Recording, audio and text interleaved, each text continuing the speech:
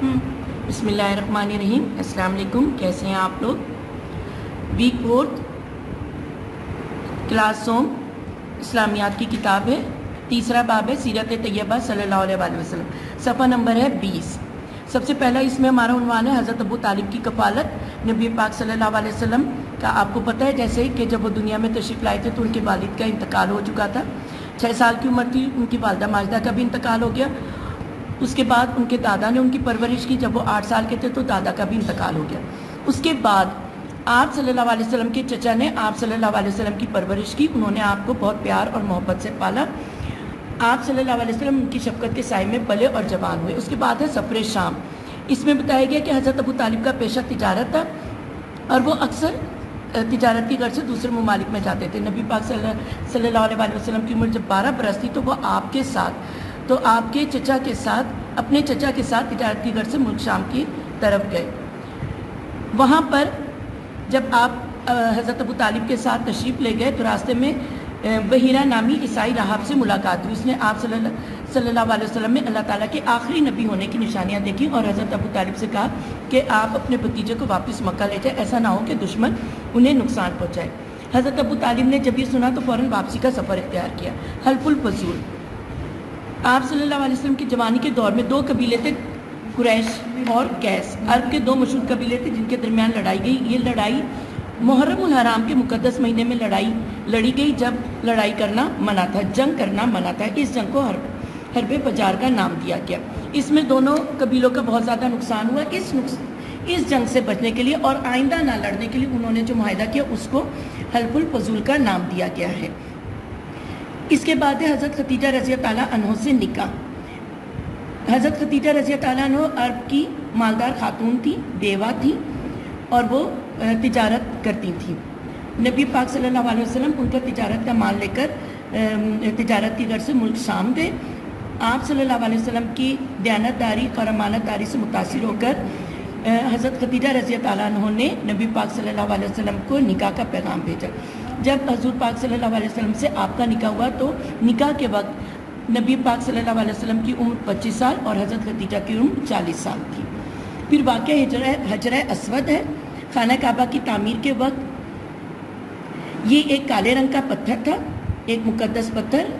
جب خانہ کعبہ کی تعمیر کا وقت آیا تو یہ جھگڑا اٹھ کھڑا ہوا کہ کون یہ پتھر لگانے کی سعادت حاصل کرے گا. نوبت لڑائی جھگڑے تک پہنچ گئی.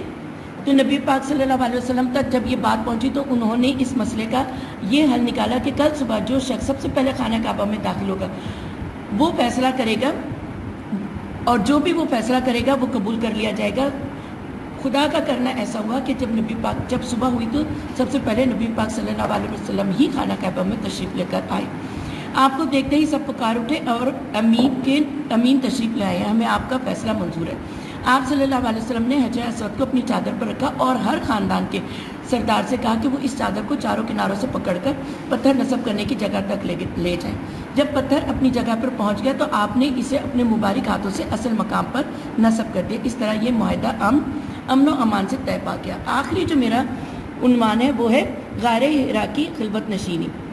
جیسا کہ آپ لوگوں کو پتہ ہے کہ نبی پاک صلی اللہ علیہ وسلم عبادت کی غرض سے غار حرا میں تشریف لے جاتے تھے. غار حرا مکہ سے کوئی 3 میل کے فاصلے پر واقع جبل نور کی ایک تنگ و تاریک گھاٹی میں ہے. نبی پاک صلی اللہ علیہ وسلم اکثر وہاں پر عبادت کی غرض سے, کیونکہ عرب میں بت پرستی عام تھی, شراب جوا اور لڑکیوں کو زندہ دفن کر دینا عام تھا, تو آپ یہ دیکھ کر بہت افسردہ ہوتے تھے اور آپ اکثر عبادت کے لیے غار حرا میں تشریف لے جاتے تھے.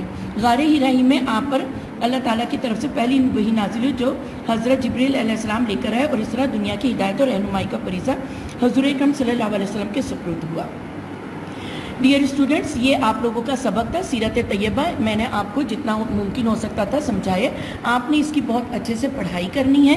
اس کی مشق ہے صفحہ نمبر 23 پر خالی جگہ ہے. آپ نے سبق میں سے دیکھ کر اس کی مشق حل کرنی ہے, خالی جگہ پر کرنی ہے. سوال نمبر 3 ہے درست جواب کے آگے نشان لگانے ہیں. اس کے بعد سوال نمبر 2 ہے سوالات کے جواب لکھیے. اس میں سوال نمبر 1 ہے بحیرہ نامی عیسائی راہب نے حضرت ابو طالب سے کیا کہا.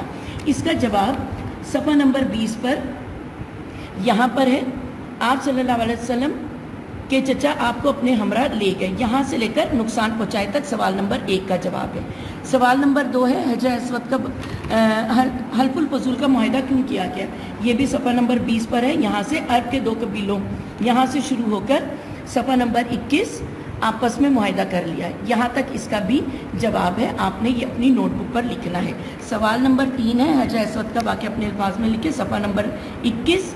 حجر اسود دراصل ایک سیاہ رنگ کا مقدس پتھر ہے، یہاں سے لے کر صفحہ نمبر 22 پر ہے، اصل مقام پر نصب کر دیا۔ یہاں تک آپ نے پہلے 3 سوال جو ہیں یاد کر کے اور اپنی نوٹ بک پر لکھنے ہیں۔ اگر اس کے بارے میں آپ کو کوئی مسئلہ ہو آپ مجھے کمنٹ کر سکتے ہیں۔ مجھے امید ہے کہ آج کا سبق آپ کو بہت اچھی طرح سمجھ آ گیا ہوگا، آپ نے اس کی اچھے سے پڑھائی کرنی ہے اور یاد کر کے سوال اپنی نوٹ بک پر لکھنے ہیں۔ اوکے، اللہ حافظ۔